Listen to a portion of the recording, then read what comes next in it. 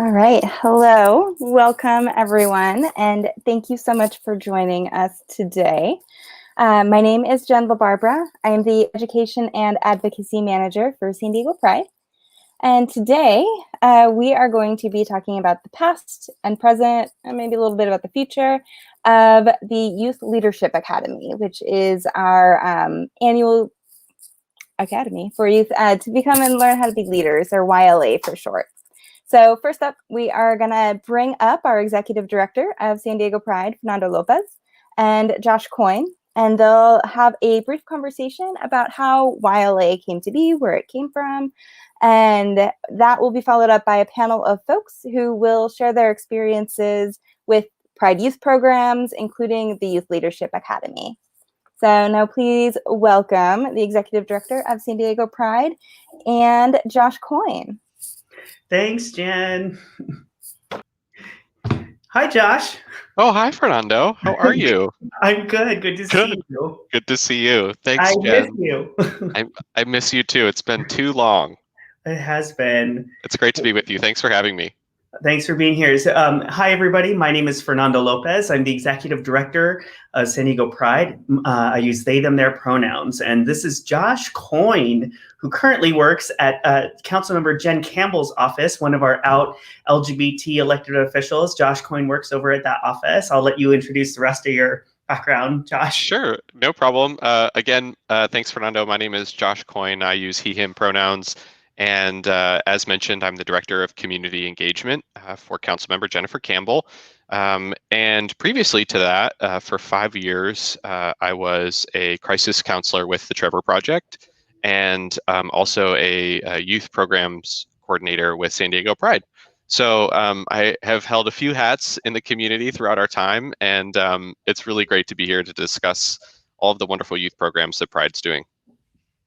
Well, thanks for being here. And it was really exciting to be able to partner with you starting about 5 years ago with Pride. And I've been at San Diego Pride for 9.5 years, 10 Prides now. I know my 10-year anniversary is next year. Time flies. We'll throw you a big parade hopefully next year. Please, I would love that. Thank you. We'll do our best. Well, so, when I got here, there was an incredible activist in our community, Adeseli or Chelly Mohammed, who worked here. And at the time, as you know, we have Pride is a very volunteer-led, volunteer-driven organization. And so we had, at the time, a program that was called the Leadership Academy. And it was just a way for people in the community who wanted to develop leadership skills to be able to come together, develop those together, and then build up both their internal leadership to the organization and then hopefully gift those abilities back out into the general community. And we've had a youth zone since, I believe, the early 90s here at Pride. And so, of course, kids would come together year after year and sort of figure out what they wanted and make their own youth zone happen within the Pride Festival itself. And over time, youth who saw the Leadership Academy happening just sort of came to Chelly and said, we want a Leadership Academy that is reflective of our youth and how can youth really be a part of this? And so they asked for a Youth Leadership Academy, and Haiti Sam was a part of putting that together, and Chelly Mohammed was a part of putting that together. And I remember because I just started in 2011, and I think the first one was in 2012. And they said, well, we want you to do something fun and engaging. And so I'm like, oh, I know it'll be fun and engaging. So I came up with a multiple choice LGBT history quiz. Because, why not have a really fun history quiz? Yes. And at the time we partnered with the Girl Scouts. And we were putting on that Youth Leadership Academy. And then for a while there, our youth programs, we actually sort of dipped in attendance. And there were a lot of different organizations out there kind of putting on their own youth leadership academies. And we all, because we weren't really coordinated at the time, we didn't all really know each other at the time. And concurrently, there was growing concern from some administrators in the region and teachers that the schools could be better for LGBTQ youth. And as you recall, Josh, it was early 2015 that there was a bullying incident in Morris High School that was caught on video and was televised. And at the same time, there was a rash of teen suicides in the San Diego region that were also made the media. And so while we know those incidents of bullying and suicide were not, those weren't happening in a vacuum that year. It was simply a culture and a climate that was willing to talk about those issues. And I find it very poignant that we're talking about that now, 22 years after Matthew Shepard was killed. We're right before Coming Out Day and Spirit Day. But it was those sort of incidents that really caused you and I, we just met, it caused you and I to go up to North County to an event that was happening at the center. And that's how we started talking about how are we going to revitalize these programs and how are we going to bring folks together. So would you share a bit about like that next phase and like what really brought you to bring Trevor Project into that partnership and what put that fire in your belly too? Yeah, and I remember that moment very clearly, Fernando, and that was the time when you and I both looked at each other and said we really need to fill in the gaps on what the school district was providing maybe for kids or not providing for kids during the school day. And also with some of the other programs in the community, there was really kind of a gap. And you and I looked at each other and said, we really need to ensure that young people know that the Youth Leadership Academy is out there, and also other programs that we began to talk more about needed to grow, right, and come to fruition. So we knew that young people needed to have a place where they could just be themselves. And I think that's really where we launched from Youth Leadership Academy, our Lunch Bunch program, and really launched a lot of our more social programs, less your quiz, which if you haven't applied for the Youth Leadership Academy yet, you should, just for Fernando's history quiz. I will say that the Lunch Bunch specifically, I remember we really wanted a place for just positive affirmation where young people could come together on the weekend in the Pride office and just really be themselves and talk about whatever they wanted in a safe and affirming place. So with the Trevor Project offering those crisis services, right, and matching it, we were able to also then match a more social program kind of on the back end, which I thought was really complementary. Well, and that was so important too. Like obviously, Trevor Project has sort of say brand recognition. Like people know who the Trevor Project is and what they're all about. And in that year in particular, when we were talking about youth and teen suicide, that was really resonating with folks. Like the work of the Trevor Project really resonated with folks, and that the Trevor Project was willing to invest in those programs on the ground, right? I mean, most folks know of them for the call center and that wonderful life-saving work that the Trevor Project does. And at the time, even if it was something as simple as like paying for flyers and paying for pizza. So like we had food for the kids every weekend, that was really important too. And so why don't you tell a little bit about what Lunch Bunch is? Because like now the Lunch Bunch has actually changed its name. It now goes by the Queer Youth Collective. Yes, I love that. And at the time, we used the Leadership Academy as a launching point to reactivate this program, this year-round youth engagement program. And so tell us about Lunch Bunch and how that started and what the model was there.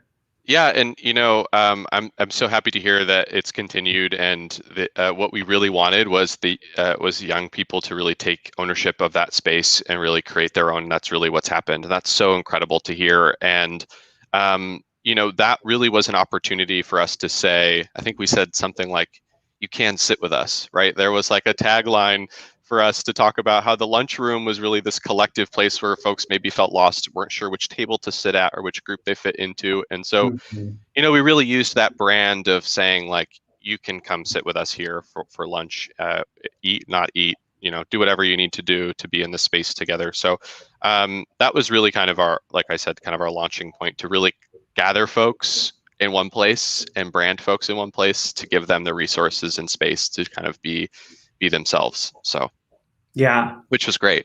It was. And I remember, we restarted our Leadership Academy, and it was very well attended for at the time. I mean, we had like 30 people, and that used to be a large number of people for our Youth Leadership Academy. Yeah. And so we were really excited. Okay, and then we had our first lunch bunch after that, and I remember, like, I was nervous because we really were sort of putting this in the hands of the youth to say, what do you? Oh, there they are! It's 20. There they are. That was it. I remember that. Oh, yeah. I love that. Sorry, now I'm just like fangirling out of the picture.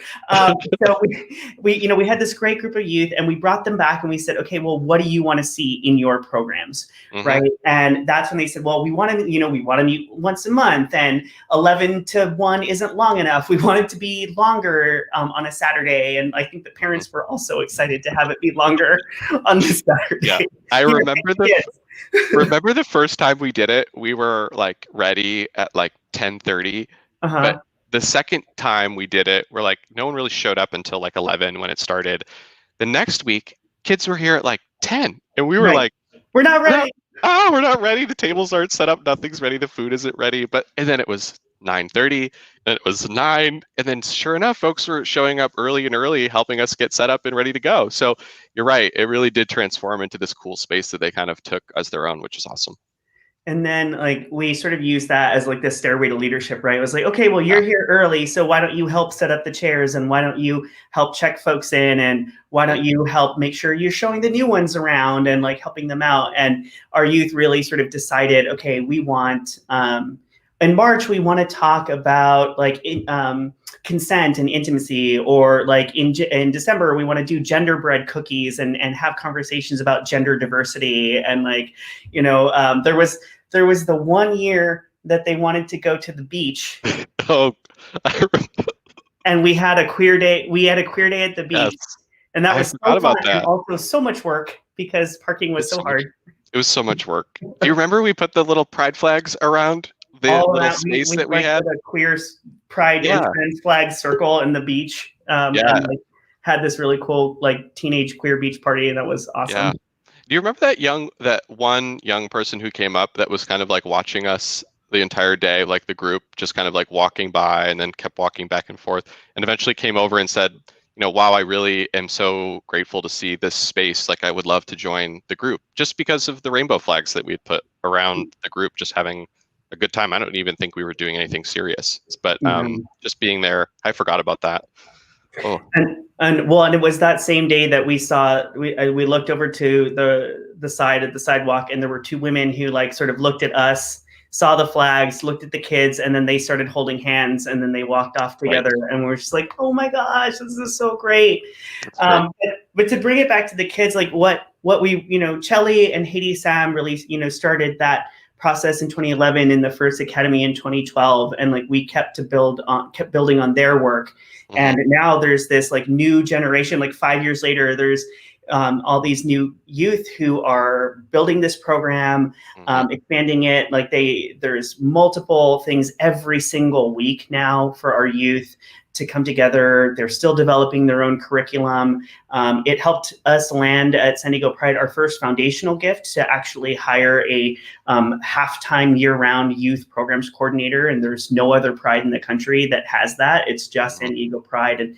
And that's so special and so important. And you and the Trevor Project were such a huge part of like growing that. And so I just wanted to say thank you. And I really appreciate everything that you've done for us and for these youth and helping to set that up for all of us. And so grateful for you. My pleasure. Grateful for you all. And I'll make sure to pass that along to the Trevor Project as well, and look forward to continuing our great work together. Thanks. And so everybody knows Josh's husband, sorry, you're not married yet. Josh's partner, John. Might as well be. Now, right. Now John works at the Trevor Project, and Josh now works at Jen Campbell's office. So there's still that direct Trevor family connection. Yeah, absolutely. And happy to send you the link or put the link out wherever we can to make sure folks get connected to services. If anyone needs to reach out, you're not alone. Thank you, Josh. You're welcome. Good to see you. Bye. See you later. All right. Sorry, I had to beat my call from one of the many election day robocalls I've been getting. And so welcome back to me. So I am so grateful that we had Josh and Fern on to talk about the insights into the origins of the Youth Leadership Academy.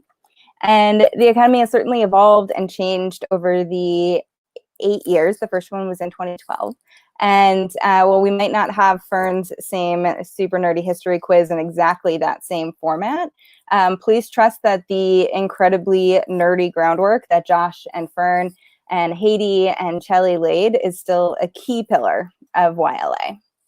And we really do have, right, it's been going now for 8 years. We have so many amazing graduates of YLA that have gone on to do some really incredible things throughout the country and here in San Diego. And just to name check a few of them here, like some of them have gone on to shake things up at college, like Nathan Wynn, who's now out in Maine at Bowdoin, and Edward Estrada up at UC Santa Cruz.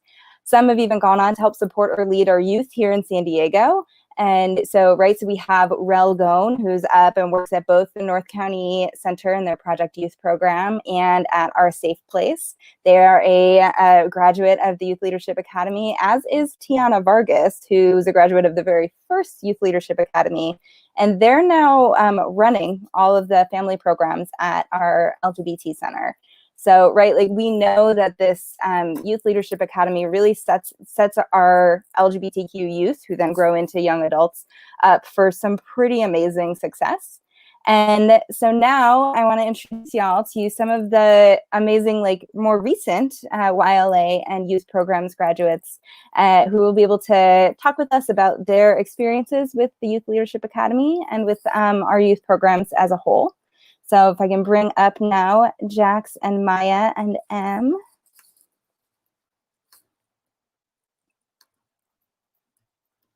Hello. 3 of my favorite people. Hi. All right.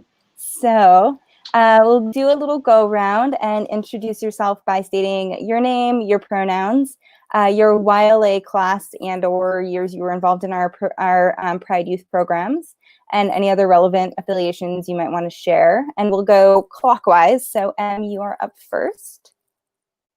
Hi, I'm Em.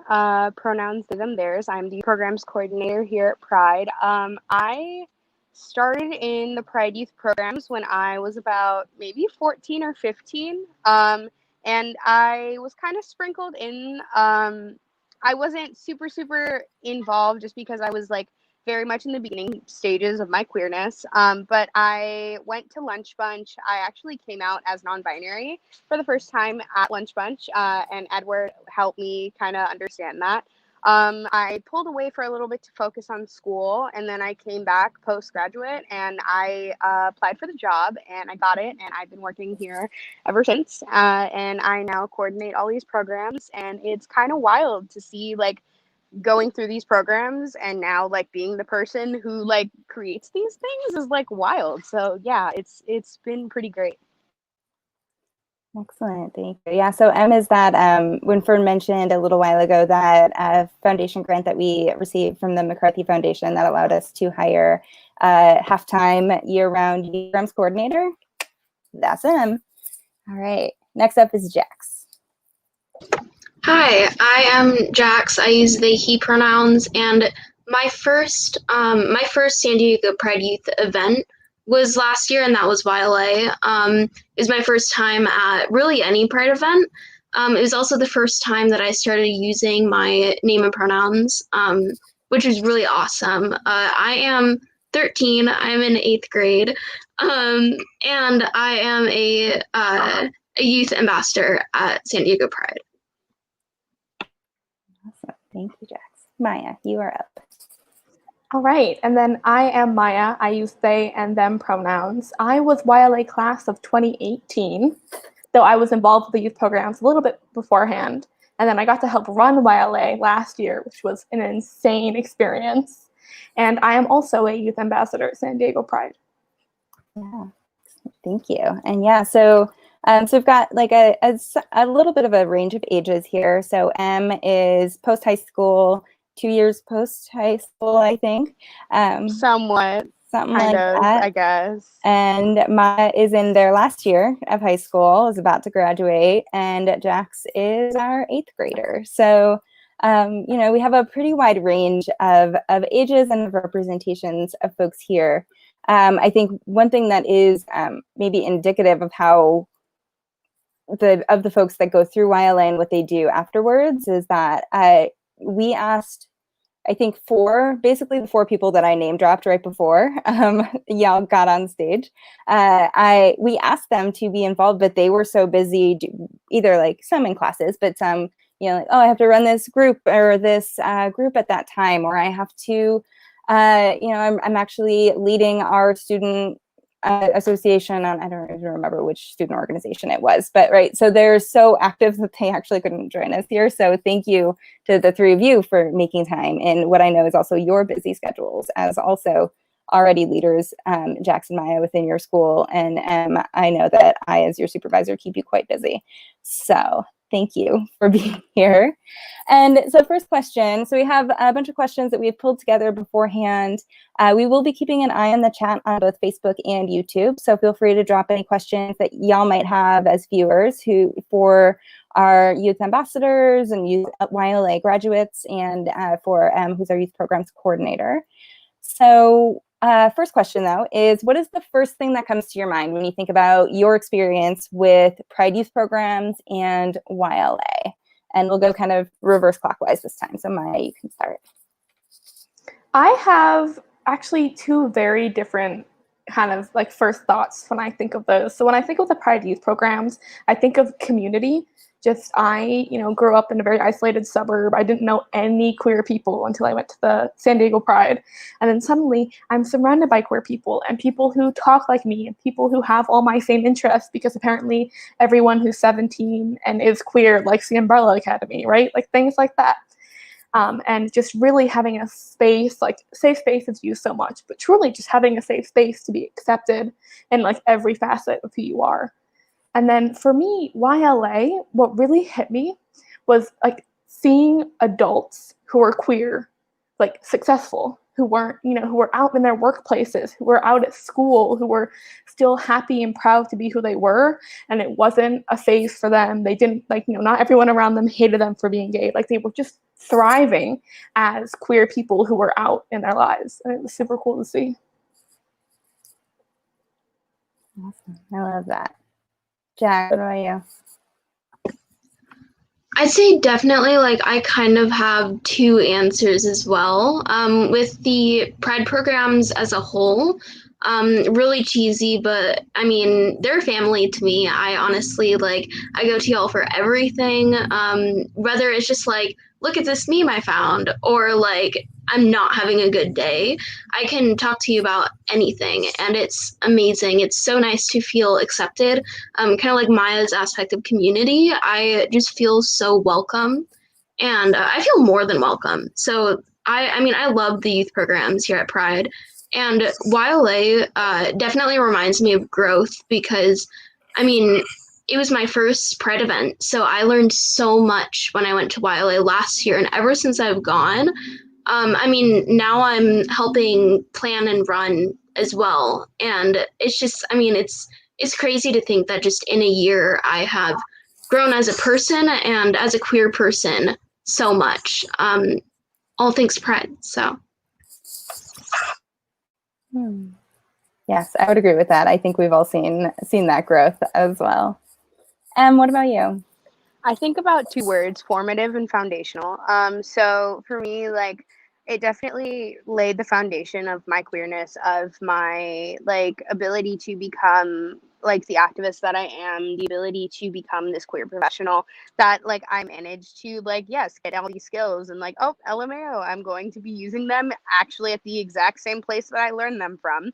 And then also when it comes to formative experiences, getting the social interaction with other queer people, understanding how I fit with other folks, and really not only having that formative experience socially, but also understanding just the dynamics of leadership, understanding the dynamics of professionalism.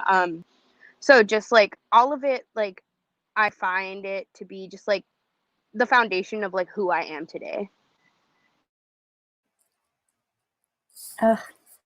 Every time, I swear. We did one of these live streams for one of the fundraising days in the spring, and I got goosebumps and almost cried, and I'm pretty sure it's probably going to happen again today, so thank you for that. So moving on to the next question, so as I hopefully don't cry, is what part of YLA did you enjoy most and why? And I know that you did youth programs, but you actually didn't get a chance to attend YLA when you were an actual youth. Your first experience with YLA was in putting it on. So, so your answer, I think, if you can answer from just like, what was your favorite thing to see the youth do? And then for Jackson, Maya, like what was in your, as you experienced your first YLA, what were the favorite part that you enjoyed the most? And you can start on this one. For me, it was watching everybody do their group projects. Like, I saw that, and like, I remember just crying. I was like, I'm so sorry. I'm gonna simp right now. I'm gonna cry. So yeah, yeah, just watching it really come to fruition was my big thing. Yeah. Oh, that's us. Heck yeah. Oh, look, cute. Jax, what about you? I'd say, I mean, definitely. I mean, can I say all of it? Like, I loved the entire experience. Just that we got to stay there the entire day. I mean, I've already brought it up, but I got to use the name I use now and the pronouns that I used at the time for the first time in this space. And that was for the entire day. And that was when I knew that how I identified was me.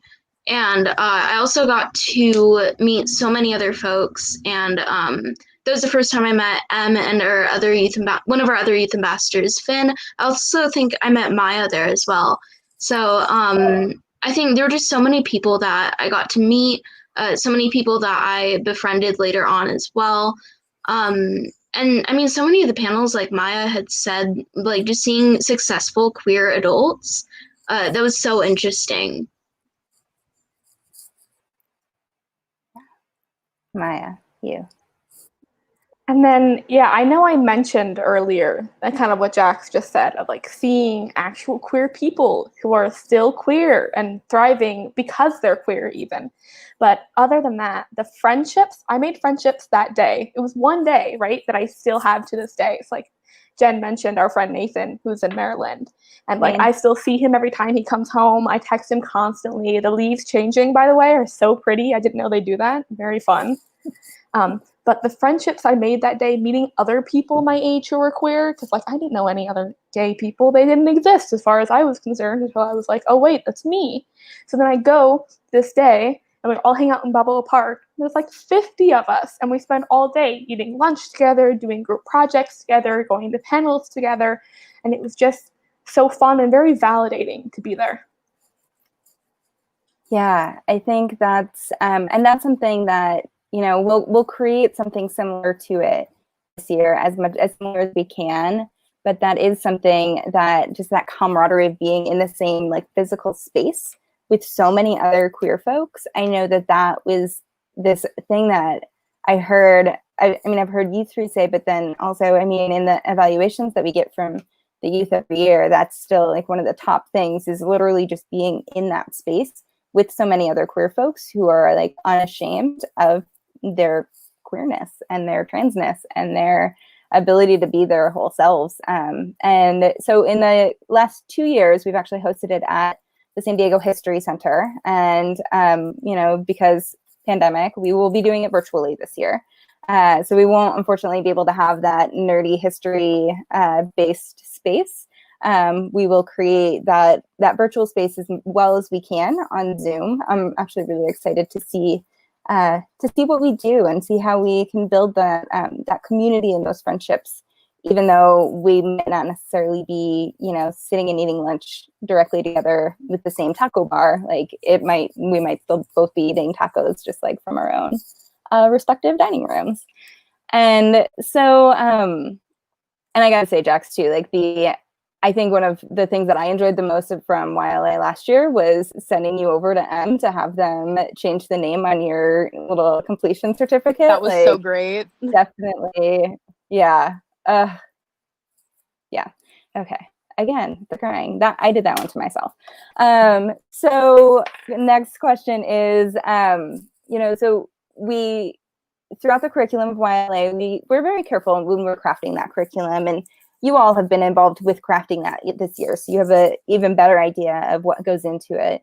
And so we craft it so that folks are leaving with the community and the connections, and also with some tangible skills and information that they can take back out to the world. So what are some of those things that you might be able to identify that you got from YLA as skills or information that you've been able to bring back out? And Maya, we'll start with you. One thing that I learned last year when I was helping run a little session was it was a lawyer who came in to teach about LGBT students' rights, and she gave us a little infographic that was like a really small card size, and I took it and I went back to my school where I was GSA president and made like 50 copies and put at least 3 in every room, handed it to every queer kid I knew, and handed it to every teacher, because there's like 10 teachers in my school. It's very small. And I was like, just so like you're going to put this up in your room and you're going to keep it up in your room, and I will laminate it if I have to, because every single person at the school needs to know that if they want to change their name, we can figure out how to do it. And if they want to be referred by pronouns, their teachers can't tell them no. And like our school, like, and it was just really nice. People go back and be like, excuse me, a lawyer told me it was okay. So like try to tell me to my face that I can't do this. So I was, really literally armed with knowledge, walking in with all these papers in my school, being like, Ed, this is going to be plastered all over, and you guys are going to know it, and you're going to respect it. And that was super fun to be able to do. Oh my God, yes. I love that. And we are bringing that one back this year. That'll be the ACLU's Know Your Rights for students, for LGBTQ students specifically. And that was Melissa De Leon, who's the equity attorney over at ACLU here in San Diego, who's also one of my favorite people. So yes, I love that you were able to like take that back to your schools and just be like, no, actually, this is what the law says. So, yeah. Jax, what about you? I mean, I just gained so much queer knowledge, so much that it helped me continue to run my own GSA at school. I kicked it off in the beginning of last year's school year, and I had no clue what I was doing. I did not know what a GSA was. I just had the idea that, like, hey, our school needs a gay club. And it was very nice to actually know how to run the club I was running. I also I learned teamwork and just positivity in general. Sometimes as a queer person who doesn't have other queer people in their life, it's really hard to look at the world in a positive light. And I mean, now I can find that any negative situation I can be put in, I can always find the light at the end of the tunnel, and it's fantastic. And I know I definitely got that from my Pride experience, specifically YLA. I learned how to love on so many levels. Jen, I'm sorry if I make you cry. But I mean, I got so many friends and family, like not even just friends, but general like family, that it's just, I'm so thankful to have been in that space at that time. I don't know where I would have been now if I didn't go to YLA last year. So, yeah. Good luck going after that. Jax, how could you? Okay. Okay, let me remind myself of the question. Jax, oh my God. I think the skill that I learned is that like people are there for me and people are there to help me, because like I am just like so used to like I'm just gonna do this. Don't worry, like I got this. Like I'm gonna pile these million bajillion things that I'm just gonna I'll do it. I got it. But like I have a group and a team, and I have people who like are there to help me, and like it's gonna be okay. So I think that's the biggest thing that I got out of it from like a program's perspective. But like another thing is just like y'all are doing great. So yeah. Yeah, honestly, like this is just as the adult in the room, I get to watch all of these youth just like killing it all day, every day, and it's definitely one of the highlights of my work, of my life. So sidebar, if you are an adult who wants to be the adult in the room in our youth programs, we are actively recruiting youth mentors as well. you can just email youth@sdpride.org and we will get back to you. If you want to work with this whole squad. We're pretty great. So the next question is, so like you all are helping to plan YLA this year. And so, right, and we know that because pandemic, it looks a little bit different than the YLAs that you got to go through and have planned before. So what is it that you are most excited for about this year's curriculum or about this year's like what we have to offer and the platform and the format? So it's going to be on Zoom, right? So like, what are you stoked for? You look like you're ready to answer. I'm so excited. So we always have like some sort of social justice perspective, but because of the climate and because of the way that 2020 has kind of taken its course, we are going to really kind of hone in on intersectionality. And like I teach a workshop about identity and intersectionality, but we are going to really kind of go absolutely ham on like the social justice perspective and really like go in on like so many other things that like just need to be discussed. We're just going to be going a lot into Black Lives Matter and like just like turning the movement like we're just going to be going more into the weeds. And I'm just really excited looking at all these workshops because we're going to relatively have like the same workshops, but it's going to be going deeper and it's going to be teaching newer things, and it's just going to put a lot of things into perspective. And I'm really, really excited, and I always geek out about trainings. Trainings are my favorite things in the world. But like just planning all this, I'm like, yes, I'm so excited. So yeah. Awesome. Jax, what about you? What are you stoked for? I am definitely super excited. I'm always excited to meet new people, even if I'm like really shy about it. I know like deep down I'm just so excited to meet new people, especially new queer people. Like, yes, please, like any and all queer people. I need them. And I also love helping to educate others and give others the experiences I have had, good experiences. And I mean, YLA was just, I mean, why would you not go to YLA? It was such a wonderful experience for me. And if you come, like, we can give you the experiences I'm talking about. So. Maya, what you got? I'm really excited. I mean, for all of it, definitely, but in particular for the parent and caregiver track this year, because like so many, like the second I started coming out and interacting with the queer community, I forced all the adults around me to become educated, whether they do it on their own or I do it for them. But how cool would it be to like walk into a classroom with a new teacher and they understand what pronouns are and they understand intersectionality and they understand all these things that you, as the like, I don't know, high schooler you are, don't have to be educating an adult about. So I'm really excited. I'm like sending it to all the people I know pretty much. Like, please go to this. It's just a few hours of your time. You'll learn so much, so many things that I feel like we as queer people consider basic. So I'm really excited to have a bunch of adults like learn more, get excited about learning together, and kind of just, becoming educated and maybe even educating others once they leave. Yeah, same. And that's brand new this year too, right? So we heard last year from some adults that had, brought their kids in for YLA, and they're like, look, but I want to stay, but I want to learn things. And we're like, oh, okay, cool. Great, we can figure that out for next year. And so this year it was supposed to be, right? It was supposed to be that we would, have the youth in one space and maybe at the History Center, and maybe the adults would be over at like the Museum of Art or somewhere else in Balboa Park. But obviously that is doing that simultaneously, virtually, won't happen. So what we're doing instead is we're having a parent and caregiver track the week before. So that'll be on November 7th, and it's just a few hours on a Saturday. And it dovetails, I think, really nicely with some of the other support services we have in San Diego. So we'll be highlighting some of those organizations, partner organizations like PFLAG, Trans Family Support Services, Gender Fluid Collective, and those folks that are available for parents and caregivers and adults in queer kids' lives who want to do better by their kids.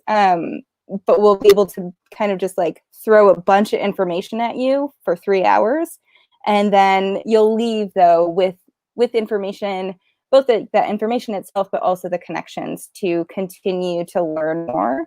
And the impetus of this too is not just that we had parents asking us for it, but that with a supportive adult in their life, yes, absolutely. Like there are those of us that did not have supportive adults in our lives and like still were able to grow up and be really powerful advocates. But if you give a queer youth or a trans youth an adult in their life that's actually affirming and understands them, the likelihood, the like barriers to them becoming a leader and a badass advocate are taken down. So great. Like let's get our parents and our caregivers around San Diego better equipped to support folks like y'all in your own leadership, so that you don't need to focus on trying to get your mom to accept you. You can focus on shaking things up at your school and like getting a gender neutral bathroom in a place that's actually accessible, for instance. So, right. So that's why we're doing that. And thank you for bringing that up, Maya. I'm also super excited about that. And that is a brand new thing that we're doing this year. And so couple last questions. One is that, so if you were talking to, and y'all might have already had this conversation with some of your friends or fellow students, if you were talking to a current middle or high school student that's kind of on the fence about attending YLA, and they're like, I don't know, like, what's it even going to be? Like, should I even go? What's the point? What would you say to them? And we'll start with Maya, because I don't remember who we started with last time. It was me. You were right. Good job. If there was a middle school or high school age student who was on the fence about YLA, I would tell them, like, I'd be sitting with them and be like, let's analyze the pros and the cons for a second here, shall we? The worst thing that could happen at YLA is that you learn things that you kind of already knew, but you meet people. So, like, maybe you get M's email. So if you ever need anything that happens at your school, you can reach out to M. Maybe you meet someone from Trans Family Support Services. Maybe you meet someone from PFLAG who speaks. Maybe you get to hear the key speaker and you're like, okay, there's one more person I know who I can reach out to if I need something. That's our worst case scenario. And even that is positive, I would argue. Your best case scenario is you meet other queer people. Even if you aren't lifelong friends, you have a really fun few hours together. You probably get each other's social medias. You chill for a bit online safely. You learn skills you can take back to your school or your community. You learn new terms or phrases or ideas that you can share with those around you. You get so much valuable information that you can use in so many aspects of your life, right? Like walking into your first sociology class, already knowing the concept of intersectionality saves you like half that course. I guarantee it, because it takes everyone else so long to figure out, right? Like you're going to come in just knowing more than you did when you know. So that's what I would say. I would sit down, I'd make a list because that's me, and I'd be like, let's think about this for a second. So like, come hang out with me for like 3 hours. We'll have fun, I promise. Yes. In case anybody was unaware, Maya is very much a Virgo, so of course they would suggest lists. It left out for a second there. Yes, it really did. And Jax, what about you? I mean, I 100% agree with a pros and cons list, but also, I mean, I can't see any negatives towards going to YLA. I know Maya already basically said that. They're really the lowest of the low is that you don't learn anything.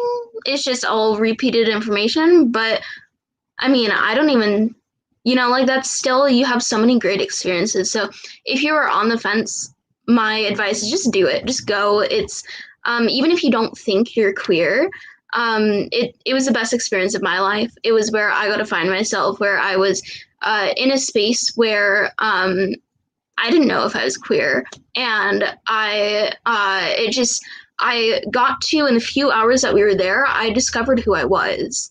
And there's such valuable info for really anyone who can go. If you just consider yourself an ally, like you can still learn so much going to YLA. I was shy going. I remember filling out the little application, and I was like, what name should I use? Do I even want to go? So absolutely go. Awesome. Yeah. And I'm just going to point of privilege and then we'll go to you. But thing number one is that like it is unlikely that you will come and learn absolutely nothing new.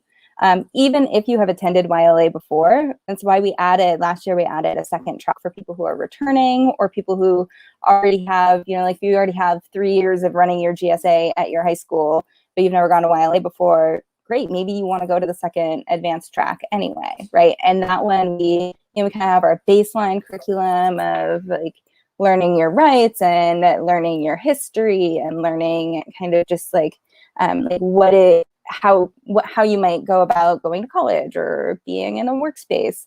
And then the advanced track is after you've done all of that, you got your kind of bases covered. You get to learn more about how to organize, like get an actual organizing strategy chart. You'll get to learn about how to like disrupt anti-trans feminist rhetoric, which is like one that I'm super excited to bring this year, which is a thing that most like adults would love to come to, but we're offering it to our youth that are in that advanced track, right?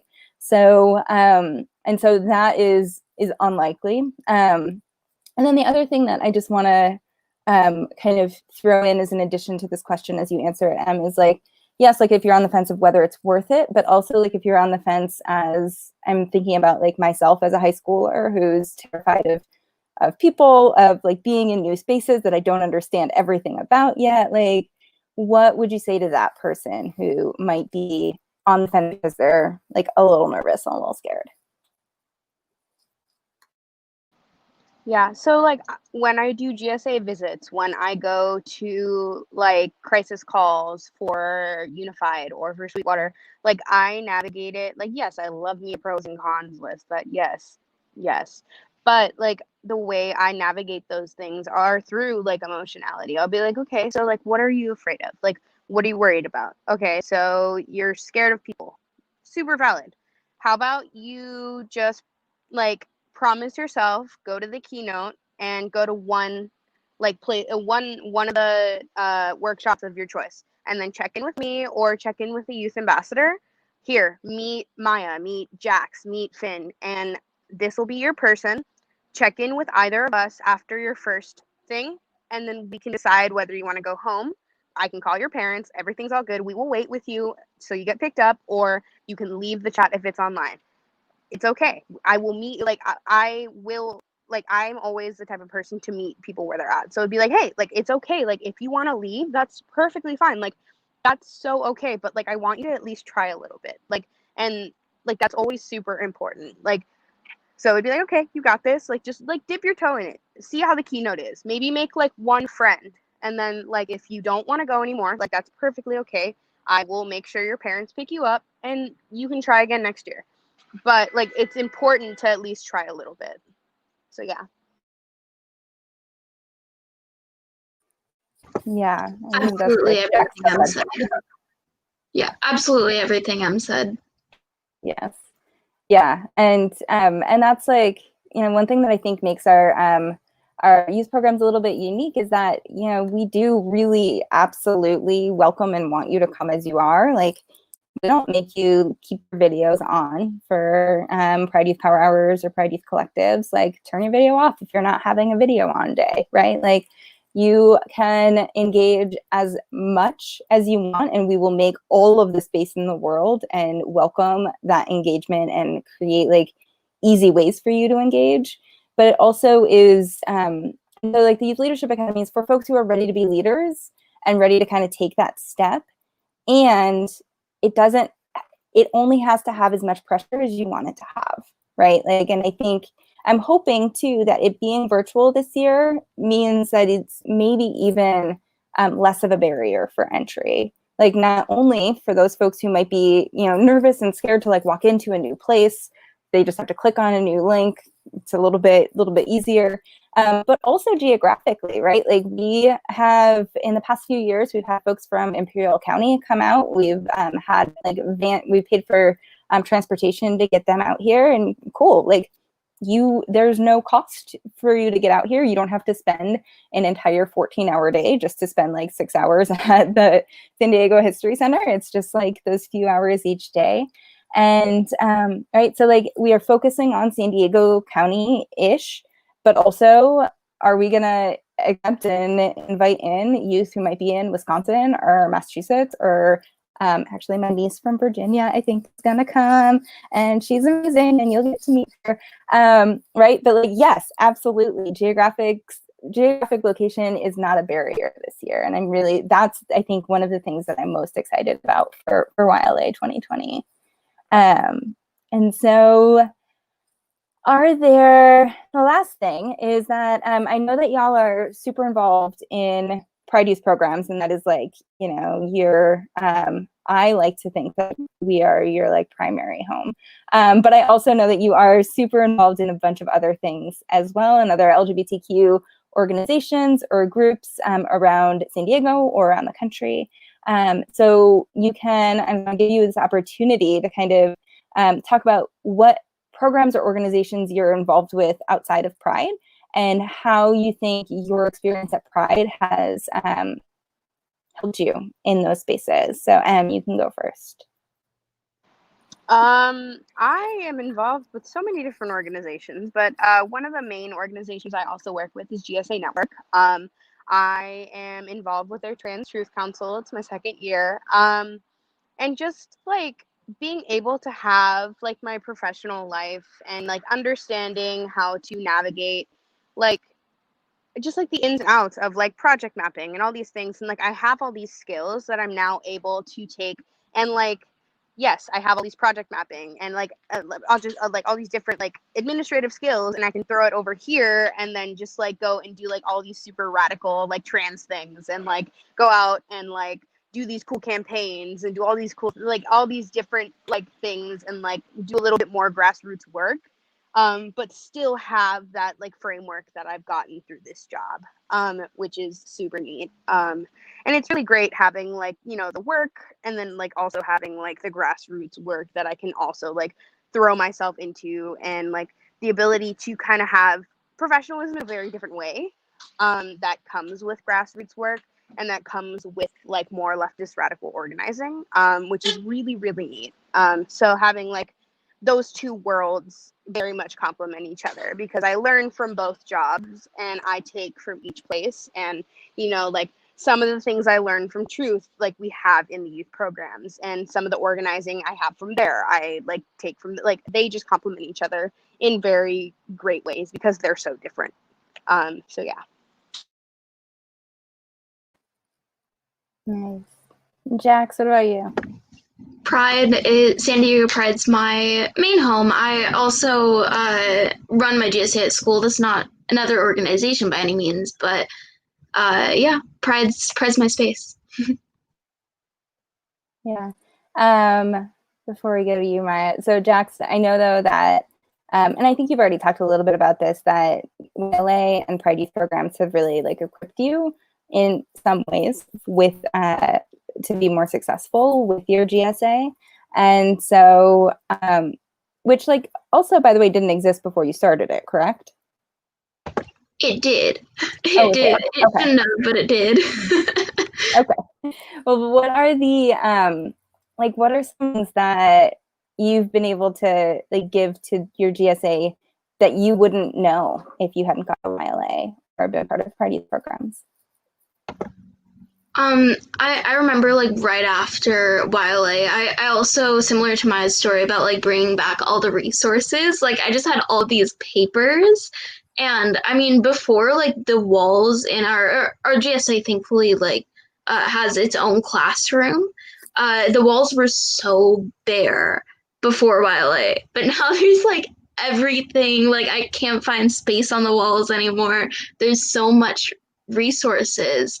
And I mean, I've just like I know how to run my GSA now. Like I have so much more information on how to take care of yourself and different identities, and just so much that I can just whip up a quick presentation to spend the day, or I know how to have a more chill GSA day and hang out and talk. And just so much inspiration came from YLA. I know I've also had M and whenever our other youth ambassadors, Finn, come over to my school, I mean, just so much. Like, my GSA really kicked off after YLA.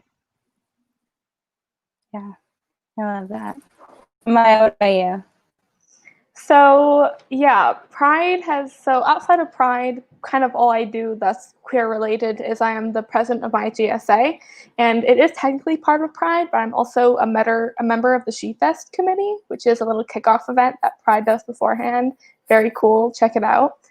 But when I got to my high school, our GSA was just the same 4 seniors hanging out because they were friends at lunch, every week.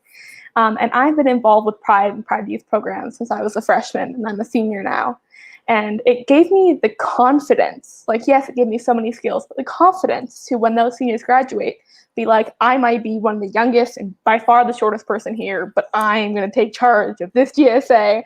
And I ended up getting like almost 3/4 of my school to come to an event at some point. Like, it was super cool. I'm going to be like, we're all going to come to GSA and you're going to like it. And I just had that like fire within me to be like, you know what? No, I should have more expectations for my GSA. We should be educating. We should be discussing. We should be meeting outside of school to do things. So Pride really just gave me the confidence and the drive to, make that a space for myself. Oh, what good answers, y'all. Great job. So I believe that is all of the pre-prepared questions that we have. I don't see anything else in the chats on Facebook or YouTube. So I will leave it with the last words, like any last words or things that you want to say before we close. Maya.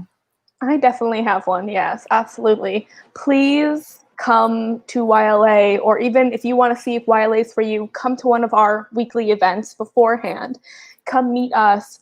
We're just people. If you have any concerns about YLA, we can work with it through you. Like Em said, we're so willing to meet you where you are. You don't have to go to everything. Like, no one's going to force you to do anything you don't want to do. But we're just like, we're trying to meet more of you guys. Come hang out with us. It's a pretty good time. So yes, come see us. It'll be fun. Yes. Jax, what you got? Absolutely everything Maya just said. And just, I mean, make sure you're taking care of yourself. We're going through very difficult times politically and socially and really in every aspect of our lives, if, now that I think about it. Just really make sure you're taking the time to love yourself, even if that looks like self-neutrality. Make sure you are taking care of yourself. It's so important. Awesome. And then before you give your last thoughts, and maybe this will be your last thought, there was one question in the chat on YouTube of from somebody who actually came to YLA last year of, how do you become a youth ambassador? Yes. Okay, so it's okay. So I have to go and get into the stairway to leadership, and oh my god. So there is actually just like, there's so many different ways. Like, everyone who's been a youth ambassador has a different story. But in a nutshell, the way that youth ambassadors come to be is, you start in the programs and you kind of become a regular, and then after that we kind of get a feel for, like, if you're excited, if you want to like start finding some leadership positions within the programs, then you talk to me, you talk to the ambassadors, you start doing those things. We see where you fit. We have 2 teams, one that handles more of the social crisis communication stuff, and then we have our planning team who does more of the what is that, logistics, who does the logistics work and the planning. So we kind of assess your strengths, and then like people have moved, like Jax has like ping pong between the 2. But it really is just getting involved, becoming a regular, and then just like telling us, like, if you're a regular already and you're like, ayo, I want to be youth ambassador, then it's like, okay, great, you're on my radar, and like I will give you more stuff to do. And then eventually, like, after we kind of see where you fit, you kind of move slowly into that process, and then you just kind of become a youth ambassador, and then we do some sort of onboarding ish, depending on like what team you're on. You get accustomed to it and you become a youth ambassador. So yeah. Yeah, and asking for leadership is one of those things that we look for of something that like tells us that you want to be a leader, right? Like having that like confidence and will to lead is huge. And yes, bless Finn throwing the Instagram in the chat on the YouTube. Thank you for putting that up on the screen, Alex. And so Finn and one of our other youth ambassadors, Sophie, are kind of like the leads for our social media. So everybody kind of has their own specific job. And you don't have to be a youth ambassador to be part of our youth programs. You can be a regular, and you know, maybe you eventually become a youth ambassador, but maybe you just like continue to be a regular in the programs, and then you graduate and you still are going off to college or your job or wherever you go post high school with you know, a lot more skills and a lot more people who've got your back, right? And so I've moderated quite a few of these little Q&As as we have been in COVID times, and I only cry on the youth ones, so thank you for that, Jax. And so I think with that, we will close. So I will thank the panelists for participating today. Thank you, Em. Thank you, Jax. Thank you, Maya. You are three of my top fave humans in the entire world. And so I will then also say thank you to all of you for watching. And so as we said, the Youth Leadership Academy is coming up in November. It will be November 14th and 15th. Youth can apply, youth who are junior high to high school age, can apply on sdpride.org/YLA. You'll find the application and a bunch more information there.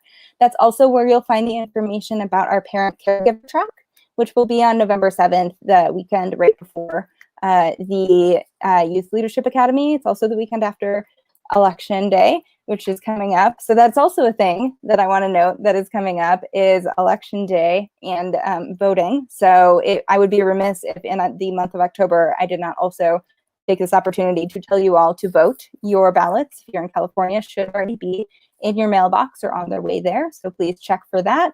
And if you want to help us get out the vote, please let us know as well. All of that's on our website. The next live stream that we will have will be on Sunday, on October 11th. That's going to be our coming out day and Pride Stride 5K kind of highlight. So we'll be talking about the Pride Stride, which is a national fundraising 5K, or I think you can also do a 10K fundraising event where some of those proceeds will come back to San Diego Pride as an organization. And you can always, of course, donate to San Diego Pride. You can donate specifically to our youth programs, or you can donate to the organization as a whole in general donation. We always welcome any and all of those. Any and all of your donations help us to continue to build up leaders like Maya and Jax and Finn and Sophie and Joan. And oh God, they're going to kill me. The other youth ambassador that I'm forgetting, because we have 6 of them now, and Emma. And I'm going to look at my private chat. Please help me. Thank you. Emma, I think, is the only one. And Jay, who is our like OG. So I almost forget that Jay is actually still a youth ambassador because she is just a fixture of San Diego Pride.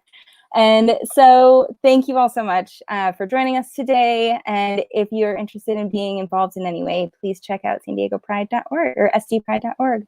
And we'll see y'all later.